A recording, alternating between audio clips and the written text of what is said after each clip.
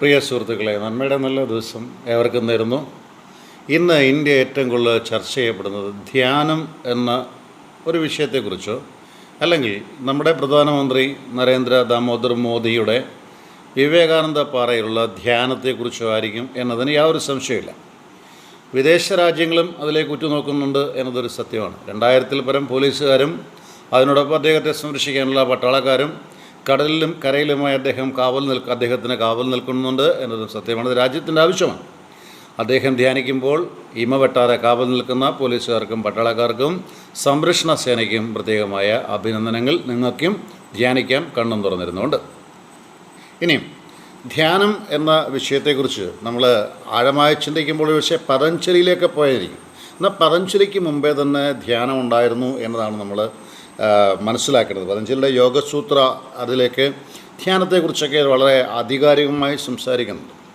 എന്നാൽ ജപ്പാനിലോ അല്ലെങ്കിൽ ഗ്രീക്കിലോ ചൈനയിലോ ഒക്കെ പോയാലും ധ്യാനത്തിൻ്റെ ചരിത്രപരമായ ചില ബന്ധങ്ങൾ നമുക്ക് കാണാൻ സാധിക്കും. ഇനി ഞാൻ അതിലേക്കൊന്നും പോകുന്നില്ല. നമുക്ക് വേണമെങ്കിൽ ടിബറ്റിൽ നിന്ന് ഇറങ്ങിയിരിക്കുന്ന ഒരു ബുക്കുണ്ട്, ഒരു പുസ്തകമുണ്ട്, ടിബറ്റൻ ബുക്ക് ഓഫ് ഡെഡ്, 1927 ഇറങ്ങിയൊരു ബുക്ക്. അത് വായിച്ചാലും കുറേയൊക്കെ കാര്യങ്ങൾ നമുക്ക് അതിൽ കിട്ടും, ധ്യാനത്തെക്കുറിച്ചുള്ള കാര്യങ്ങൾ. എന്നാൽ ധ്യാനത്തിൻ്റെ ഉപയോഗം അല്ലെങ്കിൽ ധ്യാനം എന്തിനാണ് നടത്തുന്നത് എന്നതിനെക്കുറിച്ച് ഒന്ന് രണ്ട് കാര്യങ്ങളാണ് എനിക്ക് പറയാനുള്ളത്. ഒന്ന്, നമ്മുടെ ചിന്തയാണ്. എനിക്കിനകത്ത് വിശ്വാസമൊന്നും ഉണ്ടായിട്ടില്ല. ധ്യാനം എനിക്കിഷ്ടമാണ്. ഈ ചില കാര്യങ്ങൾ പറയുന്നത് വിശ്വസിച്ച് പറയണമെന്നില്ല, പക്ഷേ അറിവ്, ഇൻഫർമേഷൻ, നമ്മളിപ്പോൾ വിദ്യാഭ്യാസത്തെ ഇൻഫർമേഷനായിട്ടാണ് കൊടുക്കുന്നത്. അത് അറിവ് വെറും അറിവ് മാത്രമാണ്. എന്നാൽ അറിവിനെ വ്യാഖ്യാനിക്കാൻ കഴിവുള്ള കുട്ടികളുണ്ടോ എന്ന് ചോദിച്ചു കഴിഞ്ഞാൽ അത് വളരെ കുറവാണ്. അറിവിനെ വിമർശിക്കാൻ കഴിവുണ്ടോ എന്ന് ചോദിച്ചാലും അതും കുറവാണ്. അറിവിനെ ഒരു ലാവണ്യ സുഖം പോലെ അല്ലെങ്കിൽ കാഴ്ചയുടെ സുഖം പോലെ മനസ്സിലാക്കാൻ സാധിക്കുന്നുണ്ടോ, അല്ലെങ്കിൽ ബുദ്ധിയുടെ സുഖം പോലെ മനസ്സിലാക്കാൻ സാധിക്കുന്നുണ്ടോ എന്ന് ചിന്തിക്കുമ്പോഴും അവിടെയാണ് നമുക്ക് അറിവ് വിജ്ഞാനമായി മാറുന്നത് എന്നൊരു ചിന്ത നമ്മുടെയൊക്കെ മനസ്സിൽ കൊണ്ടുവരുന്നത് നല്ലതാണ്. വളരെ ഇൻഫർമേഷൻ പാസ് ചെയ്യുന്നത് മാത്രമാണെങ്കിൽ ഇന്നത്തെ വിദ്യാഭ്യാസത്തിന് വലിയ പ്രയോജനമൊന്നുമില്ല. ഇന്ന് ഇൻഫർമേഷനാണ്, അറിവ് ഇൻഫർമേഷനായി മാറിയിരിക്കുന്നു. ഉദാഹരണത്തിന് എന്നാണ് സ്വാതന്ത്ര്യം കിട്ടിയത് എന്ന് ചോദിച്ചു കഴിഞ്ഞാൽ 1947 ഓഗസ്റ്റ് 15 അത് ഇൻഫർമേഷനാണ്. എന്നാൽ ആ ഇൻഫർമേഷനകത്ത് എന്താണ് ഞാൻ വ്യാഖ്യാനിക്കുമ്പോൾ തൻ്റെ റോൾ എന്താണ്, എൻ്റെ പിതാക്കന്മാരുടെ റോൾ എന്താണ്, അതിന് വിമർശനമായി കാണുമ്പോൾ എന്നൊരു ബ്രിട്ടീഷുകാർ നമ്മളെ ഭരിച്ചു, അത് വിമർശനമാണ്. എന്നാൽ അതിൻ്റെ സുഖം എന്ന് വെച്ചാൽ ഇതിന് ശേഷം നമുക്ക് എന്താണ് കിട്ടിയത്, നമുക്ക് സ്വാതന്ത്ര്യം. ഇതാണ് അറിവിൻ്റെ പല തലങ്ങളിലേക്കുള്ള യാത്ര. അത് ഞാൻ നിർത്തുന്നു. ഞാൻ ധ്യാനത്തിലേക്ക് വരുന്നു. പ്രിയപ്പെട്ട സുഹൃത്തുക്കളെ, ധ്യാനം എന്നത് എന്ത് എന്ന് ചോദിച്ചാൽ നമ്മുടെ ശരീരത്തിൽ നിന്ന് നമുക്ക് പുറത്തേക്ക് പോകേണ്ട ഒരു ആത്മാവുണ്ട് എന്ന് വിശ്വസിക്കുന്നവരാണ് നമ്മൾ. അപ്പം ആ ആത്മാവിൻ്റെ സാന്നിധ്യം, ഒരു ലിബറേഷൻ ഫ്രം മോർട്ടാലിറ്റി, അതായത് നശ്വരതയിൽ നിന്ന് അനശ്വരതയിലേക്കുള്ള ഒരു യാത്രയായിട്ട് ധ്യാനത്തെ നമുക്ക് വേണമെങ്കിൽ ചിന്തിക്കാം. ഒന്നാമത്തെ കാര്യം. രണ്ടാമത്തെ കാര്യം, പ്രപഞ്ച മഹാശക്തിയോടൊപ്പം അല്പനേരം സ്വസ്ഥമായിട്ടിരിക്കുക. പ്രപഞ്ച മഹാശക്തി ഈശ്വരനായിരിക്കാം, മറ്റെന്തെങ്കിലും ആയിരിക്കാം, യൂണിവേഴ്സൽ കോൺഷ്യസ്നെസ്സോ ഒക്കെ ആയിരിക്കാം. അതിനോടൊപ്പം അല്പനേരം ചിന്തോദീപകമായിട്ട് ഇരിക്കുക. ഇതാണ് അടുത്ത ഒരു ലക്ഷ്യം. മൂന്നാമത്തേത്, അത് ഈ ലോകം പല കാര്യങ്ങളാൽ ബന്ധിതമാണ്. ഇപ്പം ചിലർക്ക് സമ്പത്തായിരിക്കാം, ചിലർക്ക് സൗന്ദര്യമായിരിക്കാം, ചിലർക്ക് ആഡംബര വസ്തുക്കളായിരിക്കാം, ചിലർക്ക് രാഷ്ട്രീയമായിരിക്കാം, ചിലർക്ക് ഭൗതികമായ മറ്റ് എന്തെങ്കിലും ആയിരിക്കാം, ചിലർക്ക് ആത്മീയത തന്നെ ചങ്ങലയായി തീരുന്നവരുണ്ട്. ഈ ആത്മീയത ധ്യാനം ചങ്ങലയായി തീരുന്നവരുണ്ട്. അവർക്ക് ധ്യാനിക്കാത്തവരൊക്കെ മോശക്കാരാണ് ചിന്തിക്കുന്നവരുണ്ട്. അതൊരു ചങ്ങലയാണ്. അങ്ങനെ ചങ്ങലകളാൽ ബന്ധിതമായിരിക്കുന്ന ജീവിതത്തെ ആ ചങ്ങല കണ്ണിയിൽ നിന്ന് വിമോചിപ്പിക്കാനുള്ളൊരു മാധ്യമമായി ധ്യാനത്തെ കാണുന്നവരുണ്ട്. ഇനിയും ധ്യാനത്തിൻ്റെ 3 വശങ്ങളാണ് ഞാനിവിടെ പറഞ്ഞത്. ഇനിയും ധ്യാനം എന്നത് വേറെ ചില കാര്യങ്ങളൊക്കെ ഒന്ന് ആലോചിക്കുമ്പോൾ ധ്യാനം നമ്മുടെ മനസ്സിനെ കുറച്ച് റിലാക്സ്ഡ് ആക്കിയെടുക്കാം. നമ്മുടെ മനസ്സിന് റിലാക്സ് മീൻസ് എന്താ, കുറേ നേരം ഇങ്ങനെ ഒരു ഒബ്ജക്റ്റിനെ കുറിച്ച് ചിന്തിച്ചോ, ഒരു വ്യക്തിയെക്കുറിച്ച് ചിന്തിച്ചോ, ഒരു കാര്യത്തെക്കുറിച്ച് ചിന്തിച്ചോ, നിയമസംഹിതയെക്കുറിച്ച് ചിന്തിക്കുമ്പോൾ നമ്മുടെ മനസ്സ് കുറച്ച് റിലാക്സ്ഡ് ആകും. അതാണ് ധ്യാനത്തിൻ്റെ ഏറ്റവും പ്രധാനപ്പെട്ട ഒരു കാര്യം. പിന്നെ നമുക്ക് പല കാര്യങ്ങളാൽ നമ്മൾ സ്ട്രെസ് അനുഭവപ്പെടുന്നവരാണ്. അത് പല കാര്യങ്ങൾക്കുണ്ട്. നമ്മളെ ഇങ്ങനെ സബ്സൈഡ് ചെയ്ത് വെക്കാൻ ചില കാര്യം. ഇതിൽ നിന്ന് റിലാക്സ്ഡ് ആവാൻ സാധിക്കും. കാരണം ഒന്നുമല്ല, ഇതിനപ്പുറത്തേക്ക് ചില പാശബന്ധിതമായ കാര്യങ്ങളുണ്ട്, അതിനപ്പുറത്തേക്ക് പോകാൻ മനുഷ്യന് സാധിക്കും എന്ന് ചിന്തിക്കാൻ പ്രേരിപ്പിക്കുന്നതാണ് ധ്യാനം എന്നത് മനസ്സിലാക്കുക.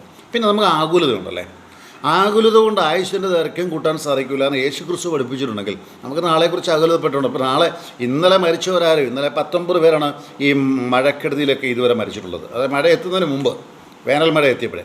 അപ്പോൾ ഇവരാരെങ്കിലും വിചാരിച്ചോ ഇന്നലെ ഞാൻ മരിച്ചു പോകും, അല്ലെങ്കിൽ നാളെ അടുത്ത സെക്കൻഡ് ഞാൻ മരിക്കും? ആങ്സൈറ്റിയും. അപ്പോൾ നാളത്തെക്കുറിച്ചുള്ള ആങ്സൈറ്റി കുറച്ചൊക്കെ കുറയ്ക്കുക. കാരണം അന്ത്യം കണ്ടവന് ആഗ്രഹമില്ല. ഇതെൻ്റെ തന്നെ വാക്കാണ്, അന്ത്യം കണ്ടവൻ ആഗ്രഹമില്ല. ആ ആഗ്രഹമില്ലാത്തൊരു തലത്തിലേക്ക് ഉയരാൻ സാധിക്കും. പെട്ടെന്ന് പറഞ്ഞു തീർക്കാം. പിന്നെ ഇത് നമ്മുടെ ഏകാഗ്രതയെ വർദ്ധിപ്പിക്കാൻ സാധിക്കും. പിന്നെ നമ്മുടെ ശരീരത്തിലുള്ള ചില വേദനകളെയൊക്കെ നമുക്ക് മാറ്റാനായിട്ട് സാധിക്കും. ഡിപ്രസീവ് മൂഡ് മാറ്റാൻ സാധിക്കും. പിന്നെ നമ്മളിലുള്ള ഒരു നമുക്ക് ചിലരോടൊക്കെ ദീനാനുകമ്പയുണ്ട്, സഹാനുഭൂതിയുണ്ട്. ഈ സഹാനുഭൂതിയും ദീനാനുകമ്പയും നമ്മളിൽ വർദ്ധിപ്പിക്കും. നമ്മുടെ ബുദ്ധികൂർമ്മത വർദ്ധിപ്പിക്കും. നമുക്ക് വളരെ ഒരു കാര്യം തീരുമാനമെടുക്കണമെന്നുണ്ടെങ്കിൽ അത് വളരെ ആലോചിച്ചും കണ്ട് തീരുമാനമെടുക്കാൻ സാധിക്കുന്ന ഒരു കാര്യമാണ് ഈ ധ്യാനം. പിന്നെ രണ്ടാമത് നമ്മുടെ സർഗാത്മക ചൈതന്യം, സർഗാത്മകത വർദ്ധിപ്പിക്കാൻ ധ്യാനം ഉപകരിക്കുന്നതാണ്. പിന്നെ നമ്മുടെ ബ്രീത്തിങ്, അത് പ്രാണായാമം, അത് ഒത്തിരി ഉണ്ട്, പല തരത്തിലുണ്ട്. അപ്പോൾ അത് നമ്മൾ വേറൊരു ക്ലാസ് അല്ലെങ്കിൽ നമുക്ക് എടുക്കാൻ സാധിക്കും. നമ്മുടെ ആ ശ്വസന പ്രക്രിയ, നമ്മുടെ മുഖത്ത് കാണുന്ന കണ്ണോ മൂക്കോ വായോ ചെവിയോ മാത്രമല്ല, ഇതൊക്കെ ഇങ്ങനെ തിളങ്ങിയിരിക്കാനുള്ള കാരണം, അല്ല തിളങ്ങാതിരിക്കാനുള്ള കാരണം എന്തെന്ന് വെച്ചാൽ നമ്മുടെ ശരീരത്തിനകത്തുള്ള നമ്മുടെ അവയവങ്ങൾ, ഈ അവയവങ്ങൾക്ക് ആവശ്യത്തിന് ഓക്സിജൻ കിട്ടണമെങ്കിൽ പ്രാണായാമം അത് എപ്പോഴും ചെയ്യുന്നതല്ലാണ്. രണ്ട് കാര്യങ്ങളാണ് പ്രാണായാമത്തിലൂടെ നിങ്ങൾക്ക് ലഭിക്കുന്നത്. ഒന്ന്, നിങ്ങളുടെ ആയുസ് വർദ്ധിക്കും. നല്ലതായിട്ട് പ്രാണായാമം അത് ഏത് സമയത്ത് എപ്പോഴും ചെയ്യാം, നിവർന്നിരുന്നുകൊണ്ട് എപ്പോൾ വെള്ളം ചെയ്യാവുന്ന ഒരു കാര്യമാണ്. ആയുസ് വർദ്ധിക്കും. പിന്നെ നിങ്ങളുടെ മുഖത്തിൻ്റെ തേജസ്, ഐശ്വര്യം, ഇതൊക്കെ നമുക്ക് വർദ്ധിക്കും. പ്രാണായാമം ചെയ്യുന്ന, ധ്യാനം നടത്തുന്ന ഒരാളിനെ കണ്ടാൽ നമുക്ക് കൃത്യമായിട്ട് മനസ്സിലാവും അദ്ദേഹം ധ്യാനം നടത്തുന്ന അല്ലെങ്കിൽ ചിന്തിക്കുന്ന ഒരാളാണ് എന്ന് നമുക്ക് മനസ്സിലാവും. പിന്നെ നമ്മുടെ ഡെയിലി റൊട്ടീൻ കാര്യങ്ങൾ മാനേജ് ചെയ്യാൻ നമ്മളെ ധ്യാനം പ്രേരിപ്പിക്കും. അതായത് നന്നായിട്ട് അടുക്കും ചിട്ടയോടെ കാര്യങ്ങൾ ചെയ്യാൻ നമ്മളെ ധ്യാനം നന്നായിട്ട് സഹായിക്കും. പിന്നെ നമ്മുടെ എനർജി, നമ്മുടെ ശാരീരികമായിട്ടുള്ള ശക്തി അല്ലെങ്കിൽ മാനസികമായിട്ടുള്ള ശക്തി, ഇതിനെ നമുക്ക് ശരിക്കും നമ്മുടെ അറ്റൻഷൻ സ്പാൻ ഒന്നിൽ കേന്ദ്രീകരിച്ചുകൊണ്ട് ഇരിക്കാനുള്ള നമ്മുടെ മനസ്സിൻ്റെ ശക്തിയെ ഇത് വളരെ നന്നായിട്ട് സഹായിക്കും. ദെൻ നമ്മുടെ രോഗപ്രതിരോധ ശേഷി പോലും ധ്യാനാത്മകമായിട്ട് കിട്ടും.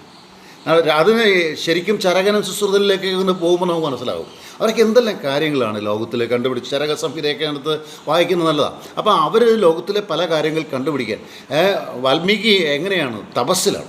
അപ്പോൾ ഈ തപസ്സൊരു ധ്യാനമാണ്. അപ്പോൾ ധ്യാനത്തിലൂടെ നമുക്ക് നമ്മുടെ ഇമ്മ്യൂണിറ്റി പവർ നമുക്ക് അതായത് നന്നായിട്ട് വർദ്ധിപ്പിച്ചുകൊണ്ട് വരാൻ സാധിക്കും. ഇനി ഒന്ന് രണ്ട് കാര്യങ്ങൾ പറഞ്ഞ് ഞാൻ അവസാനിപ്പിക്കാം. നമ്മളിലുള്ള ഒരു കമ്പാഷൻ, മറ്റുള്ളവരോടുള്ള ദീനാനുകമ്പയല്ല, മറ്റുള്ളവരോടൊക്കെ നമുക്ക് ചില പരിഗണനകളുണ്ട്. ഈ പരിഗണനകൾ വർദ്ധിപ്പിക്കാൻ നമ്മളുടെ മനുഷ്യത്വം കൂടുതൽ ഹിറ്ററൊക്കെ എന്താ ധ്യാനമില്ലായിരുന്നു. എന്നാൽ നമ്മുടെ യോഗികൾ യതി അല്ലെങ്കിൽ നമ്മുടെ നമ്മുടെ സന്യാസം അതിൻ്റെ പേര് നടത്തി ഓക്കെ, അവരൊക്കെ എന്താ ചെയ്യുന്നത്? അവരിലെ ഉള്ള മനുഷ്യത്വത്തെ വർദ്ധിപ്പിക്കുമ്പം, മനുഷ്യത്വം പൂത്തുലഞ്ഞു വരുമ്പം അത് ദൈവികതയാകും, ഈശ്വരോന്മുഖമാകും. അതാണ് മനുഷ്യത്വത്തിലൂടെയാണ് ദൈവികതയിലേക്ക് മനുഷ്യത്വത്തിലേക്ക് വരുന്നത് 100-ൽ 1-2% ഉള്ളൂ. പക്ഷേ മനുഷ്യത്വത്തിൽ നിന്ന് ദൈവിക. അതുകൊണ്ടാണ് ഞാൻ എപ്പോഴും പറയുന്നത് മനുഷ്യസ്നേഹമാണോ വലുത് ദൈവസ്നേഹമാണെന്ന് ചോദിച്ചാൽ ഞാൻ തീർച്ചയായിട്ടും പറയാം മനുഷ്യസ്നേഹം. ദൈവസ്നേഹത്തെ പ്രതിയുള്ള മനുഷ്യസ്നേഹത്തെ പ്രതി ദൈവസ്നേഹം പോകുന്നെങ്കിൽ പല കുഴപ്പങ്ങളും പറ്റും. അത് മറ്റൊരു വിഷയമാണ്. എന്നിട്ട് നമ്മുടെ ബ്ലഡ് പ്രഷർ കുറയ്ക്കാൻ സാധിക്കും. ബ്ലഡ് പ്രഷർ പ്രത്യേകിച്ച് നമ്മൾ പ്രാണായാമത്തിലൂടെ ബ്ലഡ് പ്രഷർ ഒരു പരിധിവരെ നമുക്ക് കുറയ്ക്കാൻ സാധിക്കും. നമ്മൾ കുറച്ചങ്ങ് കൂളാവുക. എന്നിട്ട് നമുക്ക് പ്രാണായാമത്തിലൂടെ ലഭിക്കുന്ന ചില നന്മകളെക്കുറിച്ച് പിന്നീട് ഞാൻ പറഞ്ഞോളാം. പ്രിയപ്പെട്ട സുഹൃത്തുക്കളെ, ഞാൻ നിങ്ങളുടെ ഇത്രയും പറഞ്ഞ് അവസാനിപ്പിക്കുക. നിങ്ങൾ പ്രായമായവരാണ് എങ്കിൽ, അല്ല ഇച്ചിരിയൊക്കെ പ്രായം 10-20 വയസ്സുണ്ട്, അല്ലെങ്കിൽ മക്കളുള്ള മാതാപിതാക്കളാണെങ്കിൽ മക്കളോടൊക്കെ എല്ലാ ദിവസവും ഒന്ന് സ്ട്രെയിറ്റ് ആയിട്ടിരിക്കാൻ പറയുക, നടുവ് നിർത്തിയിരിക്കാൻ പറയുക. അല്പനേരം കുറേ കാര്യം ഒബ്ജക്ട്സ് കൊടുക്കുക, എന്തെങ്കിലും കൊടുക്കുക. അവർക്ക് ഇഷ്ടമുള്ള ഒബ്ജക്റ്റ് എല്ലാം അവരെടുത്തോട്ടെ. അവർ കളിക്കുന്നതായിരിക്കാം, അവർ ഫുട്ബോൾ കളിക്കുന്നത് മാത്രം കോൺസെൻട്രേറ്റ് ചെയ്ത് അതിൻ്റെ ഫ്രണ്ട് കിക്ക് എങ്ങനെ എടുക്കും, ബാക്ക് എങ്ങനെ എടുക്കുക, ഗോളി എങ്ങനെ നിൽക്കുന്നത്, അതിൻ്റെ സെൻട്രൽ ആരാണ് കളിക്കുന്നത്, ഫോർവേഡ് കളിക്കുന്നത്, ബാക്ക് ആരാണ് കളിക്കുന്നത്, ലെഫ്റ്റ് വിങ്ങിൽ ആരാണ്, റൈറ്റ് വിങ്ങിൽ ആരാണ്, സെൻട്രൽ അങ്ങനെ പോകുന്നത്, ഇങ്ങനെ അത് മാത്രം കോൺസെൻട്രേറ്റ് ചെയ്തുകൊണ്ട് 5 to 10 minutes ഇരിക്കാൻ പറയുക. അവർ ഏത് വിഷയത്തിലാണോ കൂടുതൽ താല്പര്യപ്പെടുന്നത് ആ വിഷയത്തിലാകട്ടെ, അത് അതിൽ മാത്രം ചിന്തിച്ചിരിക്കാനുള്ള ഒരു മാർഗത്തിലേക്ക് ഒരു കുട്ടി എത്തിയാൽ അവൻ ഏകാഗ്രതയുടെ ആദ്യത്തെ പാഠത്തിലേക്ക് കയറുന്നതോടൊപ്പം ധ്യാനത്തിൻ്റെ ചിന്തയിലേക്ക് അവൻ എത്തുന്നു എന്ന് മനസ്സിലാക്കാൻ സാധിക്കും. അതുകൊണ്ട് പ്രിയപ്പെട്ട സുഹൃത്തുക്കളെ, ധ്യാനം എന്നത് ഭക്ഷണം പോലെ പ്രധാനപ്പെട്ടത്. അത് നമ്മുടെ മോദി പ്രധാനമന്ത്രിക്ക് മാത്രമല്ല, ഇന്ത്യയിലുള്ള സമസ്ത പൗരനും സ്വസ്ഥമായി ചെയ്യാൻ സാധിക്കുന്ന, പ്രത്യേക സമയം ഒന്നും വേണമെന്നില്ല, നടക്കുന്ന കൂട്ടത്തിൽ ബ്രീത്തിങ് നടത്താം. ഒരല്പനേരം സ്വസ്ഥതയോടെ കണ്ണടച്ചിരിക്കുമ്പോൾ നമുക്ക് ചിന്തിക്കാൻ സാധിക്കും. ആ ചിന്ത നമ്മളെ നല്ല ഉദ്ദീപനത്തിലേക്ക് കൊണ്ടുപോകും. ചിന്തയുടെ ഉദ്ദീപനത്തിലേക്ക്, പ്രവൃത്തിയുടെ അത്യുംഗ ശൃംഗത്തിലേക്ക് നമ്മളെ കൊണ്ടുപോകും. അങ്ങനെ പ്രവൃത്തിയും ചിന്തയും സമൂഹത്തിൻ്റെ നന്മയ്ക്ക്, മനുഷ്യസ്നേഹത്തിൻ്റെ നന്മയ്ക്ക് ഉതകുന്നതാകട്ടെ എന്ന് പറഞ്ഞുകൊണ്ട് തൽക്കാലത്തേക്ക് നിർത്തുന്നു. ജോൺസൺ കരൂർ.